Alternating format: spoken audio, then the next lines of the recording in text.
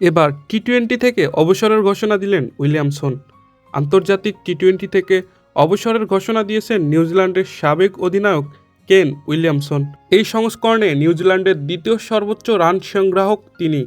93 ম্যাচে 33 গড়ে রান করেছেন 2575 রান। 2011 সালে নিউজিল্যান্ডের হয়ে টি-টোয়েন্টিতে অভিষেক হয় উইলিয়ামসনের। ছিলেন অধিনায়কও, নেতৃত্ব দিয়েছেন 93 ম্যাচে। তার নেতৃত্বেই 2016 ও 2022 বিশ্বকাপে সেমিফাইনাল এবং 2021 বিশ্বকাপে ফাইনালে খেলেছে নিউজিল্যান্ড। অবসর নিয়ে নিউজিল্যান্ড ক্রিকেটের ওয়েবসাইটে দেওয়া এক বিবৃতিতে উইলিয়ামসন বলেছেন, দীর্ঘদিন ধরে এই সংস্করণের অংশ হতে পেরে আমি কৃতজ্ঞ।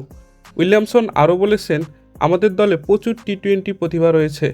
সামনের সময়টা তাদের প্রস্তুত করার জন্য খুব গুরুত্বপূর্ণ। 2024 টি-টোয়েন্টি বিশ্বকাপের পর উইলিয়ামসন সাদা বলের নেতৃত্ব ছেড়ে দেন। আন্তর্জাতিক টি-টোয়েন্টি থেকে অবসর নিলেও ওয়ানডে ও টেস্ট ক্রিকেট এবং ফ্রাঞ্চাইজি টি-টোয়েন্টি খেলা চালিয়ে যাবেন উইলিয়ামসন। দর্শক, খেলাবাজের ভিডিও এ পর্যন্তই। ভিডিওটি ভালো লেগে থাকলে লাইক করুন আর নিয়মিত খেলার আপডেট ভিডিও পেতে আমাদের সাথেই থাকুন।